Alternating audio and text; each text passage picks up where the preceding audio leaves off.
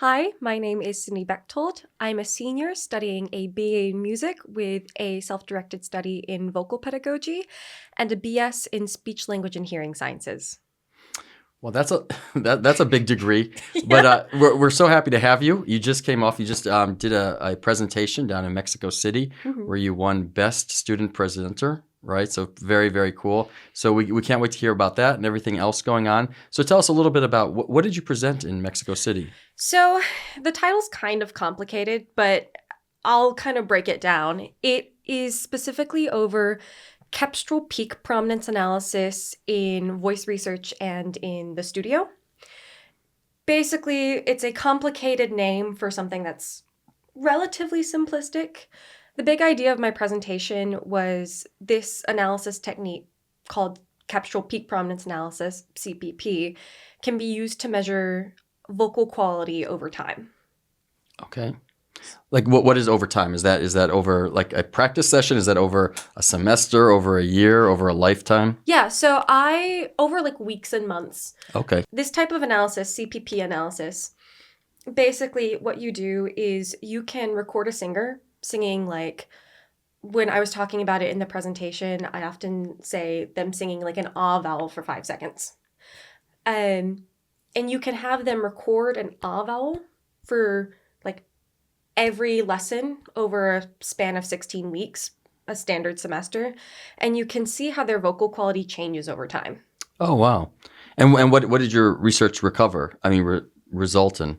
So this research that I did is actually more of a protocol design. It basically went over how the science behind it, like what is happening for us to calculate this value.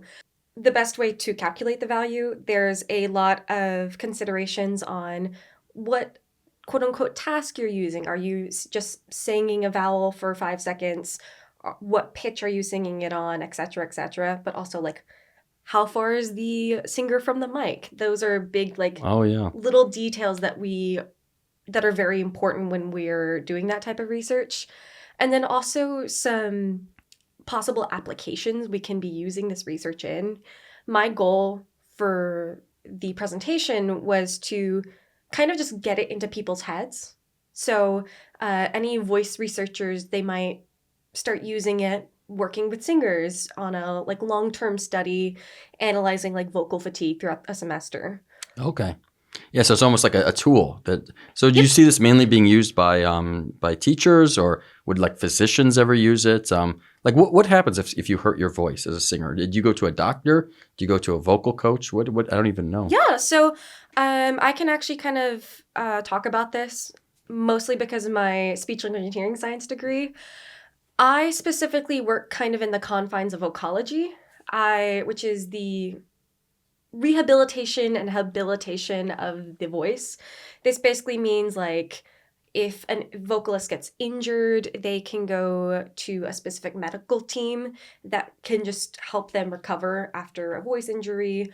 Or it can also mean how can we make the voice better? Okay.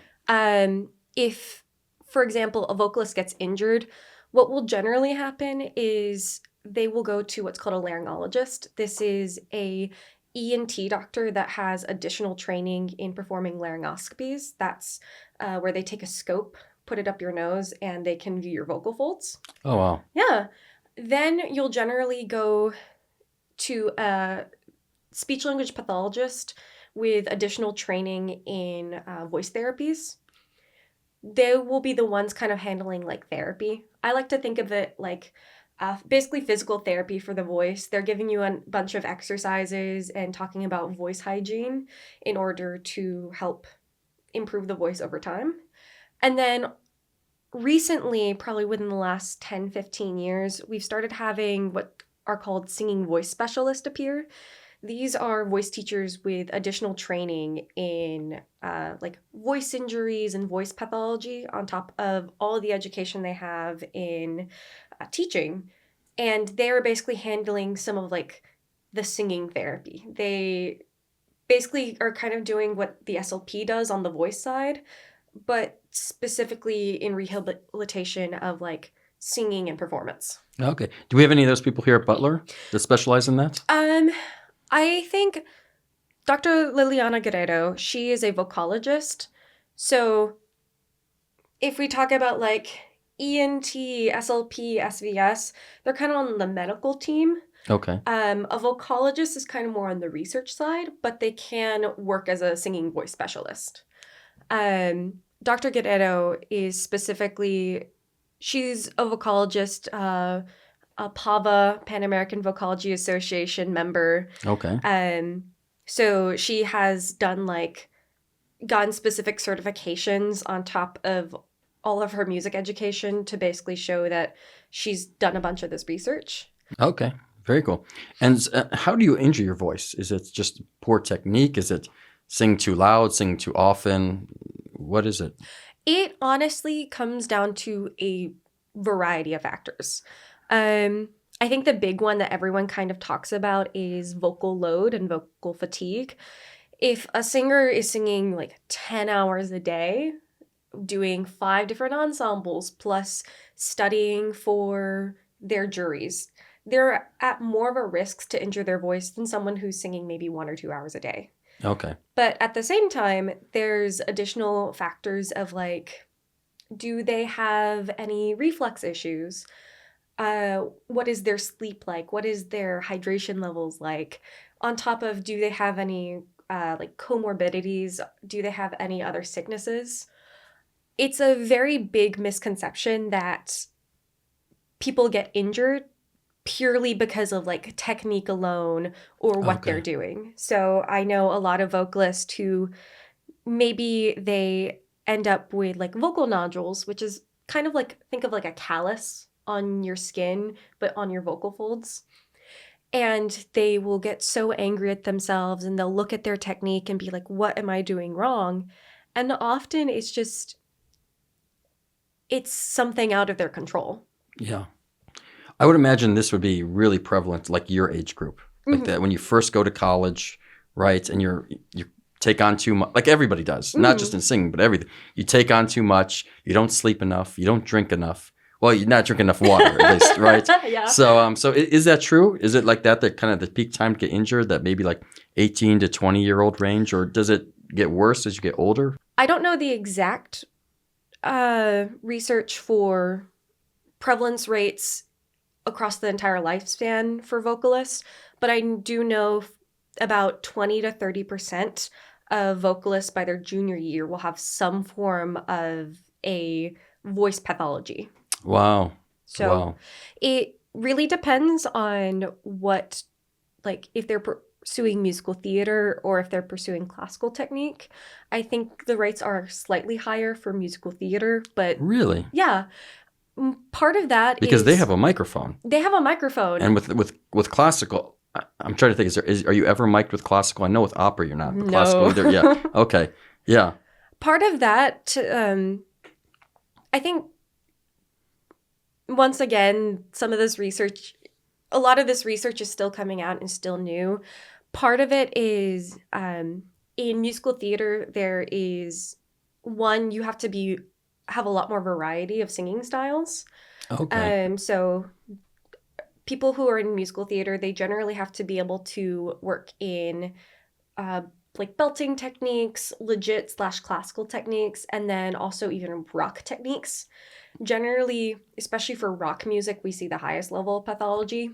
Really? Okay. Mm-hmm. And that's just specifically with screaming a lot, you have to be really careful. And if you don't have your technique down solid.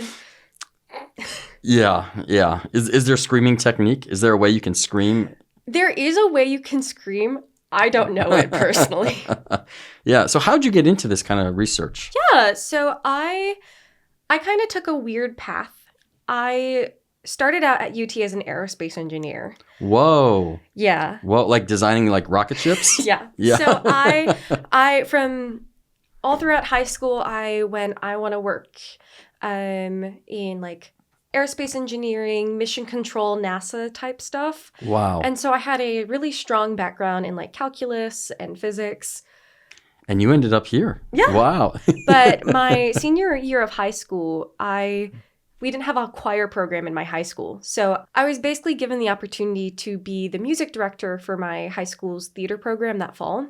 As you were still a student? Yes. Yeah, okay. So I was... You're not scared of a challenge? No, I'm not.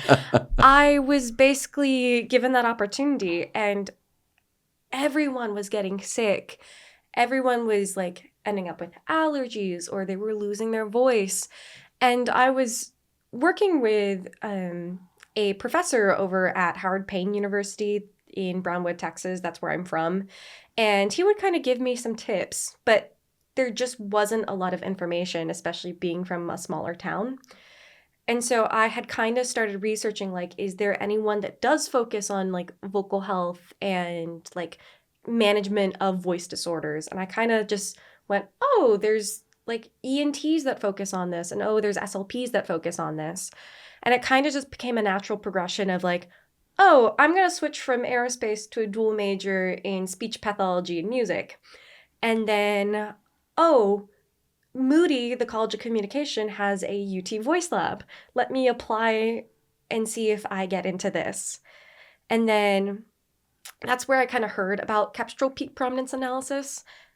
And just hearing the name is really confusing. So I had gotten into the lab between like my sophomore year of college and my junior year of college. And I was like, I have no idea what this means. I need to research this. And I spent like a month or two just like relearning calculus, so I could understand what the computer software was doing, and like get a kind of like what is happening here. So what is the computer like? Talk us through some of this. Yeah. So this kind of gets into like this idea of acoustics. Every sound we hear is made up of waves. So if you think of like your physics classes from like high school, you might remember like those sine waves that go up and down and up and down. For every sound we hear, there's a base frequency, which we perceive as the pitch, and then there's frequencies on top of it that we perceive as the color. So I think a good example is like a violin and a piano can both play a 440, but we can tell that one is going to be a violin and one's going to be a piano. We can break down those frequencies by what's called a fast Fourier transformation. Oh, wow. Big word. Basically, it just means we take the waves and we can break them down into their individual components, and then we can graph them. Wow. Think like a 440 is going to be 440 hertz. Mm-hmm. You can like put a 440, put that on the x-axis, and then we can see how loud that wave's going to be. And then you can do 880 hertz, that would be A5, and it might be like slightly softer on like slightly lower on the graph. We can break it down saying it's this hertz, it's this hertz, it's this hertz, and put it on a graph. Okay. And then we can analyze the distance between like those harmonics, those lines on the graph, and we can get what's called the periodicity, which is what Cepstral Peak Prominence Analysis is measuring. Wow. Yeah, so let's talk a little bit like how you decided to do this and then do it, because for those people not in academia, first of all, it's very rare you'd have an undergrad, right, do a research project and take it to a conference. That's very rare, right, that you get accepted. But then you go there and you're the best presenter, which is amazing, but you're also presenting on something where you don't have, it's a method, mm-hmm. right, which is like probably the hardest to get best presenter, because you don't have like some results that are like going to change the way people think about things or whatnot. So you're kind of fighting all these uphill battles, but you still win best presenter. So talk us through about how this all came about. Yeah. So I kind of mentioned how I kind of tripped and fell into like the speech pathology voice research. And it's kind of just a continuation of me kind of like stumbling and tripping and falling into it. I mentioned that when I had entered the UT Voice Lab, I was doing a lot of research on like, what is Cepstral Peak Prominence Analysis? What does this mean? What does the research say? And I had finally kind of gotten a grasp on it, but it was still really confusing. So in my fall of my junior year, I was given the opportunity to take a graduate level course in voice technologies with Dr. Guerrero and all the grad students at the School of Music.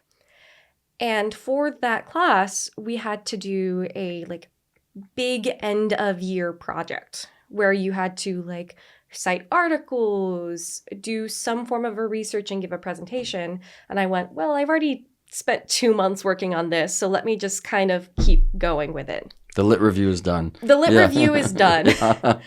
And there was the Texoma Nats, the National Association of Teachers of Singing. They were doing poster presentations for this project. And Dr. Guerrero was like, yeah, any student that wants to send this in, feel free. And I went, why not? It's going to be good practice. Let me just do this for the experience. And somehow they went, yeah, you've been accepted to do this poster presentation. And I was like, oh, okay.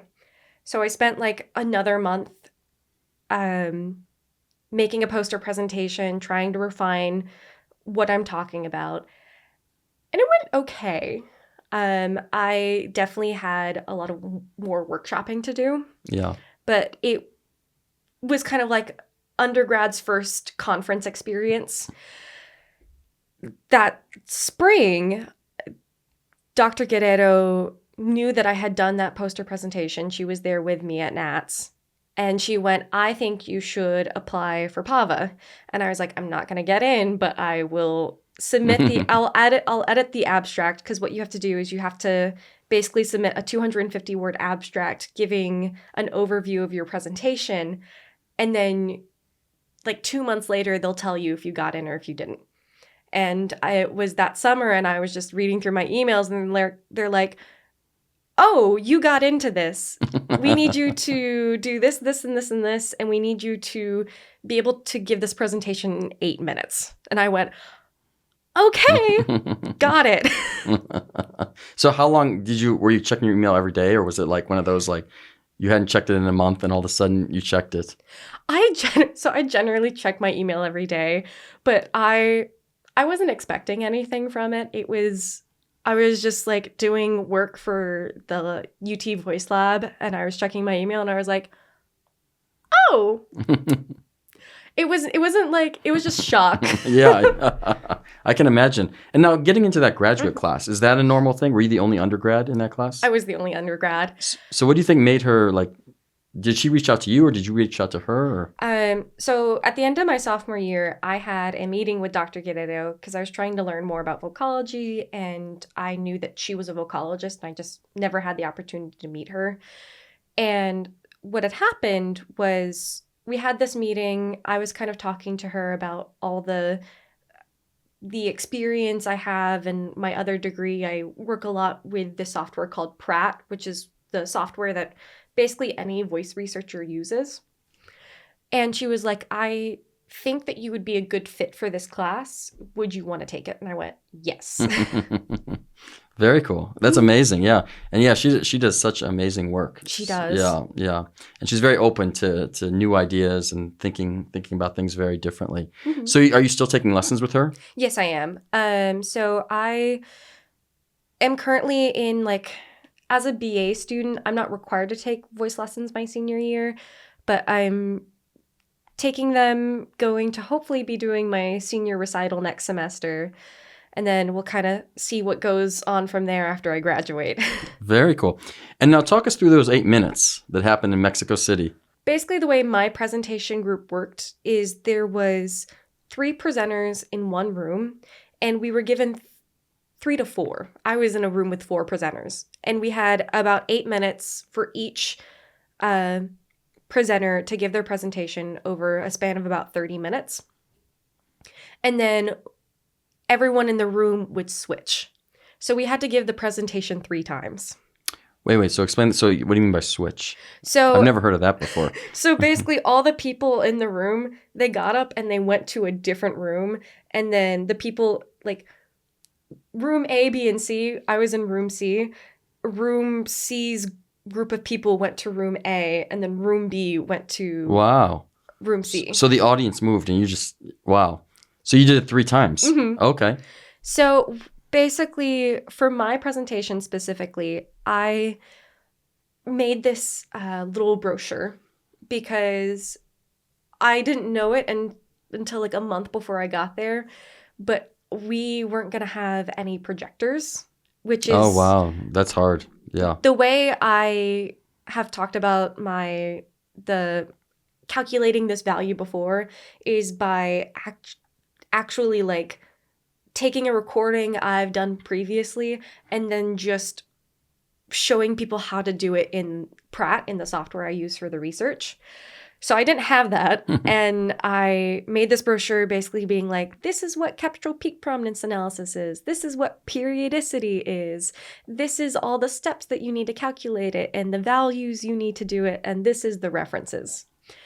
And then I kind of really just focused on the big idea of like, this form of analysis is really good for analyzing vocal quality over a long period of time, and being able to use this gives us an objective value to support what we're hearing perceptually. Yeah. So of the 3 times, which, let me guess, did the second time go the best? And the first time went the second best, and the third time was the worst? Yeah. That's how it always is when you teach it. Like the first time you struggle a little bit, but it goes okay. The second time it goes great, and then the third time you get overconfident, and it goes horribly. I can't remember if it was the second or third time, but like, it might have been the second time. People were asking me questions, and the big scary thing about the PAVA, Pan-American Vocology Association, is it's all kind of like these big names that I've read about for like years at this point, but I've never seen in person. So most people aren't going to know these names, but it's like Ken Bozeman, Ian Howell, Ingo Tietze, and I'm just starstruck, and I'm trying to like maintain my composure because I'm 21. Yeah. So there was a few master students there, but I was like the youngest. I was probably the youngest person there, and I was definitely the youngest person there giving an oral presentation. Most people my age were giving like poster presentations. And so I was just trying to be there like, okay, I can explain this. I know what I'm talking about. And then like Ken Bozeman asked me a question, and I was trying, it was specifically about like noise to harmonics ratio, which is a different analysis technique, but they kind of have some overlap. So I was kind of trying to do my best to explain it in about a minute.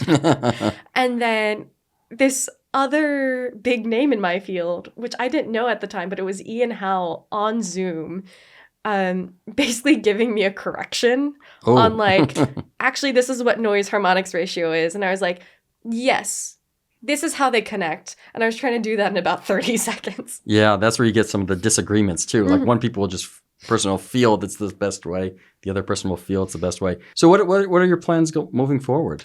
Yeah, so I'm hopefully supposed to be graduating this summer. After that, I'm planning on taking a gap year just because I kind of have all these different fields that I can go into. There's, of course, like speech pathology, working one-on-one with patients who have a voice injury. There's continuing voice research, getting my PhD and kind of working in a lab. There's working as a singing voice specialist, working on the singing voice. Maybe working as in some other clinical capacity. And I just want to have some time to figure that out. So what are you going to do while you're figuring that out? Any thoughts?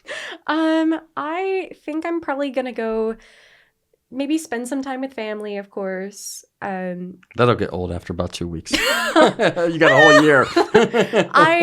One of my big goals is to kind of get some more singing experience under my belt. I have spent a lot of time really developing my research skills, and I've done a lot of work outside of that. I've been in most of the choirs that you can at UT. I've done the opera ensemble. I've worked as an audio-visual assistant, so I'm very good with mics and audio equipment. I've also done, I work as a subbing teacher for some of the music schools out in the Austin area. So nice. I also have experience, teaching voice and piano. Like K through 12? Mm-hmm. Yeah. So I really want to, work a little bit more on the performance aspects, getting some contemporary commercial music techniques under my belt so I can work more with people who sing pop music. And then just kind of padding out my resume a little bit more, getting some more experience, Yeah, figuring out what I want to do. No, it's great. And then as soon as the year starts, you'll have to start applying for. So yeah, it's wonderful. So so you have a senior recital coming up. Do you know when it's going to be? Nope. No. Very cool. Very cool. Well, thank you so much for coming in and sitting down. It's so interesting what you're doing. I'm sure you're going to do great things. Yeah, I think you'll have a PhD in a few years. If I had to guess, I'd put money on it. 5 years from now, you'll have a PhD. Well, thank you for inviting me to come and speak about all of this. Yeah, absolutely.